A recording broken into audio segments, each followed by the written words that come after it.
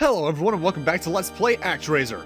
In the last part, we went through Casadora, and now it's time for our next area, Aitos. Which is where I think the game starts to get a bit more forgiving in terms of the sim stages. But for now, action stage.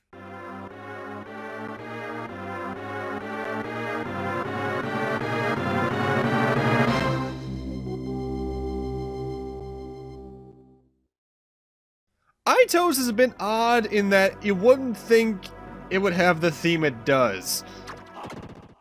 Aitos is our fire level also. I don't know where that sound effect came from. You might have heard that. That was the sound effect that happens when the angel gets injured. That was weird. Either way. First off, I love this background. I love that parallax so much. Plus the music makes it suitably intense. During the section when you're riding on the doves, everything beneath me is instant kill unless there's obviously ground.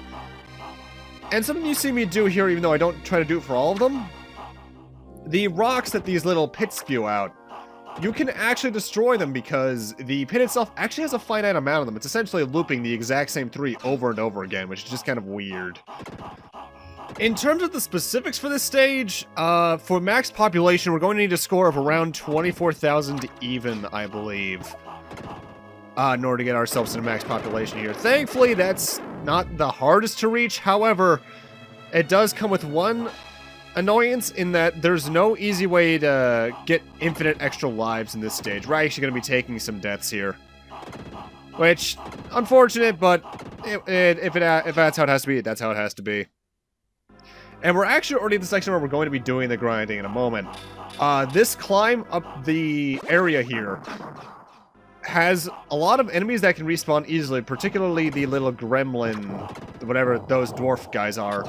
They are very good for grinding points, albeit they can still take a while. They give you more than enough time, though, so it shouldn't take you too long. If you do it optimally, you only probably have to have maybe 1 extra death, depending on how fast you take things. Though, one thing I should note, if you're going for the max score, and you... Well, actually, no, if you're going for max score, obviously you're doing this section to begin with. But if you want to die, either die by the pits to the left, or by the bottom of this little volcano area. However, I should note that once you jump down here, you can't get back out. So if you want to do max score grinding here, you need to take the death. On your second runs onwards, just stick to the outside and go back and forth to that group of platforms. You generally want around 17,000 by this point to make things a bit easier on your soul. If you have 5 extra lives, because you didn't take a death stupidly like I did on the second run through there, you'll probably be good with around 16,000, but I'd still recommend 17,000 just to be safe. And that was a first. I think I mentioned it back in part 1, but these item platforms can sometimes drop the bomb items you use as the angel, which is just kind of weird and doesn't happen often. And that's the only time in the game that item shows up from my memory. That is the range extender. It makes your sword have a little shockwave after you slice. They give you that purely for the boss fight in this stage, because without it, the boss fight is, how do I put this? Annoying? Boss fight for this stage is, it's some weird dragon thing. And the only thing that you can hurt on this dragon is its head. Hence why they give you the shockwave effect. If you try to use magical stardust, you might get a few hits in, but honestly, it's very ineffective. The one thing of note is that obviously the dragon itself can shoot out shockwaves like that after a certain amount of movement. But the dragon always moves in the exact same pattern, so if you start to memorize where it's going, you can just jump over where it's going to go and such, and just completely avoid getting damaged. I prefer the Pyrrhic strategy of just standing here and taking it out like that. As you may have seen there, though, the range extender with the shockwave actually comes with an added bonus of also increasing the general damage your sword does up to 2 instead of 1 block. Either way, that's the first stage. We pulled the score a bit close, I admit to that, but we're done. And Aitos is actually probably my second favorite area in the game to do the sim mode section in. More on why in a moment. Sir Moyle, Aitos may become a land where people can live in peace. Alright, my master, let us work towards peace. And they already have something for us as usual. Oh master, this great plateau Aitos has laid uncultivated for many years. Please use the mighty power of lightning to destroy these rocks so we may begin to build and cultivate the land. Well, I've kind of already used lightning on rocks before, no real need to actually tell us that game, but mind you, I guess this is where you're supposed to actually learn you can do that to rocks, like the ones back in Fillmore, isn't it? The thing is about Aitos onwards is that from here on in the game, structure limits are no longer going to be a real issue for us because the main limiting factor in this, aside from the souls that obviously influence your max population depending on the score in your level, the main limiting factor is the size of the area itself. From here on out, the areas are going to have a lot more in the way, meaning you're going to have a lot of a smaller region. We also get introduced to the final enemy in sim mode here, that giant skull. It takes 8 hits to kill, meaning it's the only enemy that can actually survive a shot from the Strength of Angel Bow. And its attack, I think it's actually the only enemy that will actively attack the Angel, because when you're perpendicular to it, I think directly, it'll charge into the Angel and do like 4 or 5 blocks of damage. But as for the environmental effect the skull tries to have on the population, I think it sets a localized earthquake, which is annoying to say the least. Also, that mountain there doesn't look foreboding at all. In terms of the population that Aitos starts with, though, hence why you need to get a certain score to raise it, Aitos starts with a minimum of 320 people in it. Early on here, though, we want to focus on the southern half first, just to get those 2 monster layers out of the way. However, similarly to some of the previous area, make sure you build south into the mountain ranges, because that counts as a square, and in terms of max population, it's actually required for things I'll go over later in the part. I love it when these skulls can't do anything. What I'm doing right there, actually, is a trick you can do to avoid getting attacked by them. Because as I mentioned, if you're perpendicular to them, you will get attacked by them.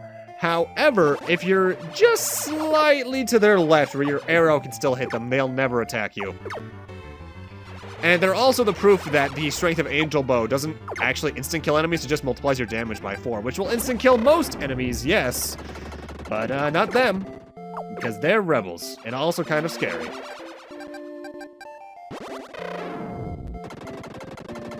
It's also from this point onwards, thankfully, due to the size of these areas, we're gonna generally start having shorter part lengths.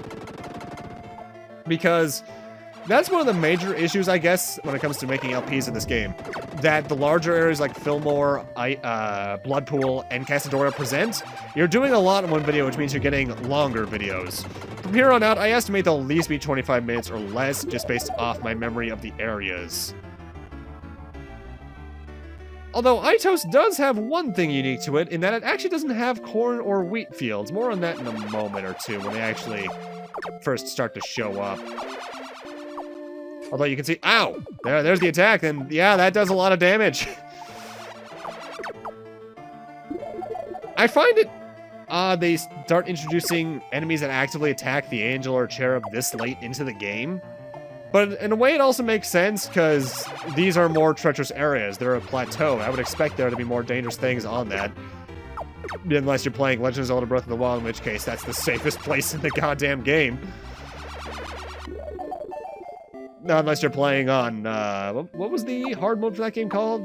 Was it Hero Mode again? I didn't attempt it. I don't actually have any of the DLC from Breath of the Wild yet. I should really get on that, because I want that motorcycle. As well as the extra story content and such.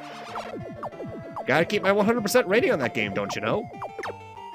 Well, technically speaking, I'm like 98%, because I didn't do all of the armor upgrades, but I didn't count that as a percentage marking for myself.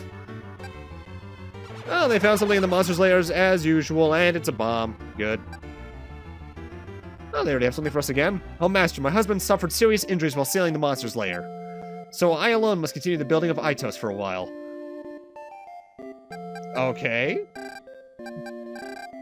Well, thankfully, with the skull out of the way, this area, Aitos, rather, just got a lot less treacherous because every other enemy in here is a dragon. And they can only target one thing at a time, thankfully.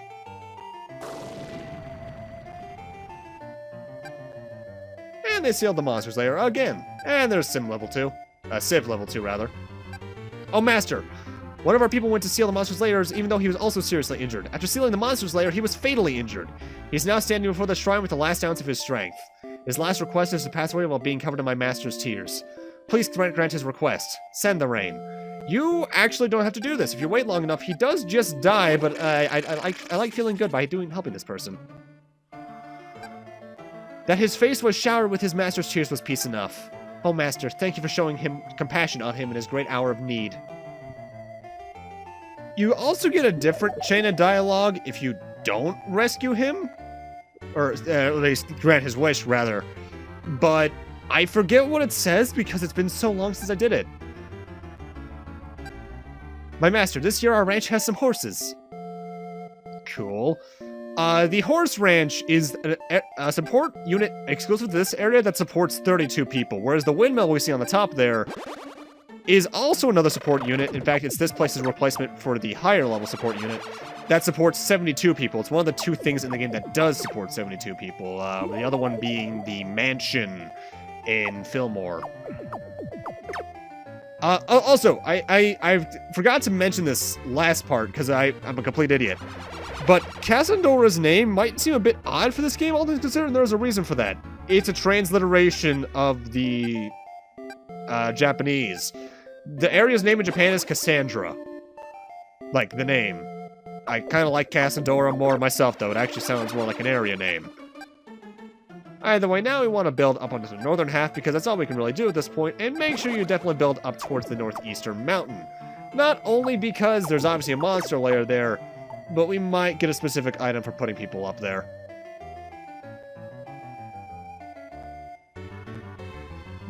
I think this is the one area that also has something different to it. My master, the wind is gone. Without it, our windmills won't work. Would you please cause the wind to blow, please? This is the population stopping event for this town. You need to use the wind miracle to make the windmills work again.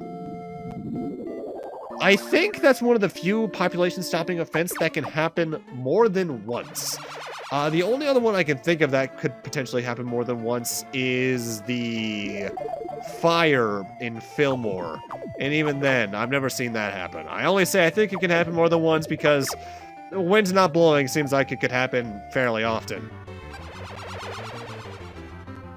My master, we have learned to make clothes from the fleece of our sheep. This fleece is very warm and can be very useful to any land as cold as Aitos. This year, we maybe present this fleece as an offering. Make sure to grab that, because that'll help us out later on. And I guess I'll grab the bomb, too. My master, this is a sheep's fleece. If you use its wool to make clothes, even people in cold climates can live comfortably. We'll keep that in mind for later. Something I don't think I've actually mentioned about these dragons, though if I did, it was back in probably part 1 briefly, is that they're interesting enemies in that, especially in the larger maps where they show up, they are not likely to actively attack the town until you provoke them first, or at least if the town's near them. They require, it seems, a very nearby target to actually attack something. If you leave them around, they'll generally just kind of stay over their monster lair and just kind of sit there. In a case like this, we're close enough to this one over here that he'll actively attack. Which I find kind of odd, but given that dragons are, or at least from what I'm aware, from my memory at least, are generally territorial creatures in a lot of stories, it makes enough sense, I suppose. Now, something I've never been entirely sure about, because it seems inconsistent, is the spawn rate of enemies. I have no idea why that one attacked. I didn't bother it. Because sometimes enemies will spawn right after that you destroy the last one of its type from that monster lair. Other times, it'll wait a bit. I'm not counting, like, when the town's under construction, and even then I think it'll respawn things. Maybe it has to do with the time counter on the top, but,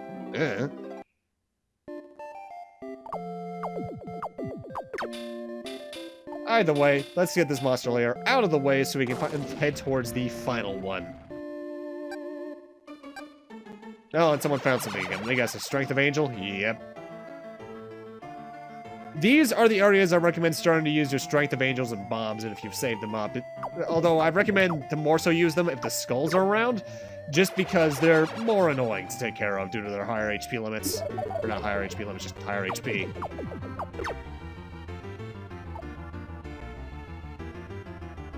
In an odd way, I feel that ActRaiser is a game that has 2 different difficulty curves.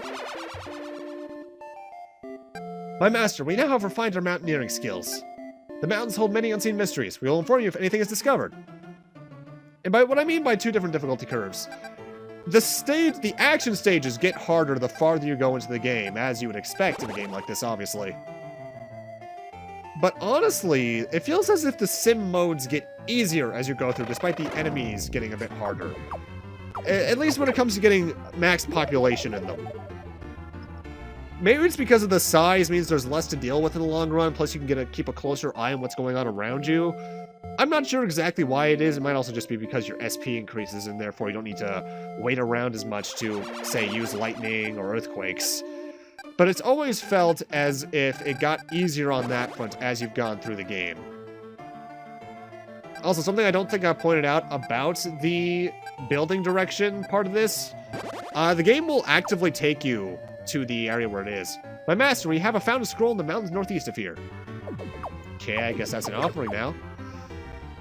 But to rephrase what I mean, just to be a bit more comprehensive, when you select the building direction option, it'll take you to the square where it currently is. You don't need to fly over there yourself. Now, I can't exactly tell why, but Aitos has always almost been my favorite area. I think I may have mentioned that earlier in the part. I already forgot what happened in the past 15 minutes, honestly. Purely because I just like the surrounded by mountains idea for fantasy areas. Or fantasy stories, rather. And Civ level is now level 3. Oh, what a surprise, they have something to tell me. Oh, Master, please save us. The old dormant volcano has suddenly erupted. We can hear monsters' footsteps. Our town, Aitos, will not only be destroyed by the eruption, but also by monsters. Please come down and fight for us, and the men who have given their lives in sealing the monster's lair. And now the mountain's erupting. For some reason, this isn't a population growth stopping event. You can still grow the population as normal. You don't have to worry about anything whatsoever. So once we get our population into this last square, it'll be time to earthquake and murder most of them. I will say that Aitos is one of those areas that has a population that kind of explodes once you take the earthquake down, just because you more than double it at that point. On the whole, though, Aitos' sim section, I don't think it's the easiest in the game. I think there's one more that's easier than it, but when you're going for max population, it's certainly one of the more on the lower end of difficulty scale ones. I almost said simpler ones, and I guess that is another way to put it, but on the whole, it's still more complex? Question mark? I don't know where I'm going with this sentence anymore. Yeah, we got a level up, and that's nice. And let's just get the rest of that population in. Now, the thing is about the max population in this area is that for right now, this is one of those areas that's going to have a different max population in Act 1 and in Act 2. For Act 1 right now, the maximum population is at 778, if I recall correctly. After the second action stage, it'll grow again, but we'll get into that when we get there. So for right now, let's... Oh, I can't grab an offering because I have too many with me. Let's just use that. And let's go take an offering. Namely, the Source of Magic. Yeah, you actually cannot grab even non-inventory taking up offerings if you have 8 in your inventory, which is kind of annoying, to say the least. Oh, clunky, I suppose is the better way to put it. And I'll just take that Strength of Angel because I find that to be more useful. Either way, let's head on over to the Sky Palace and head on over to the stage after we still make sure we have Magical Stardust equipped, because I always do that for some reason. I still can't entirely tell why I do it.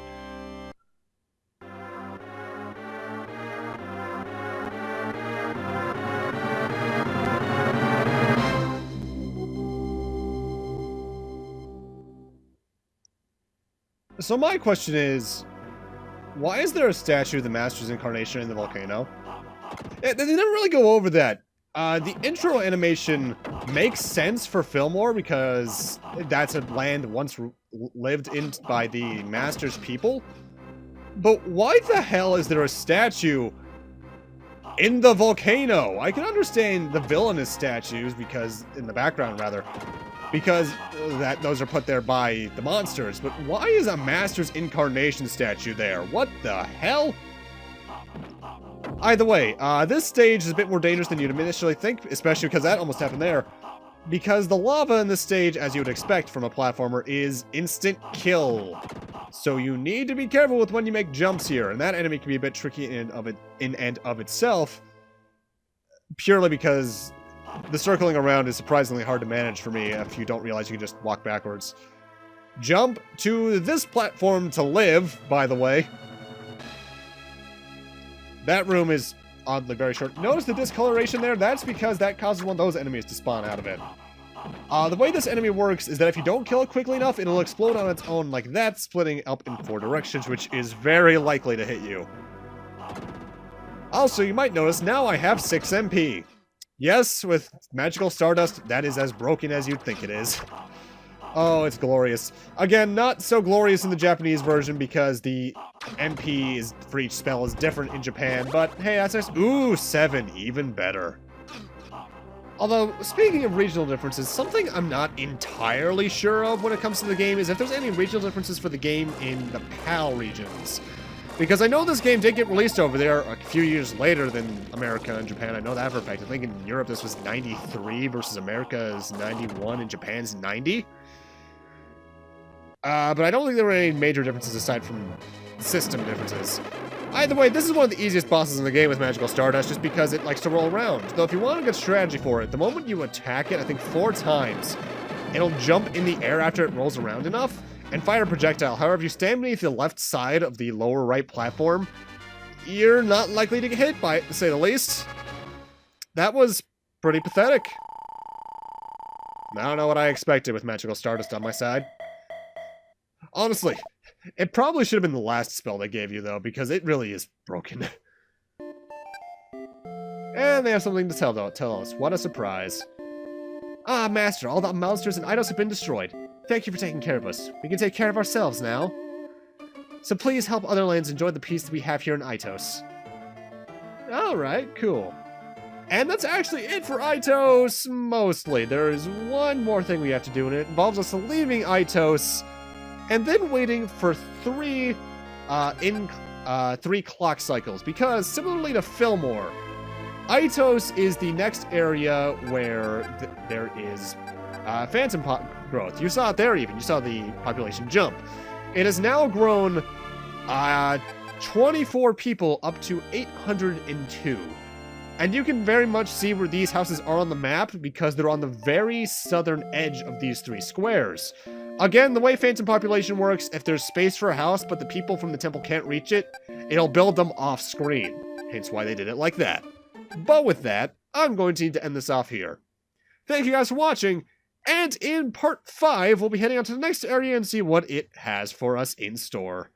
Has in store for us, rather. That's how you grammar, Kyle. Either way, see you guys then.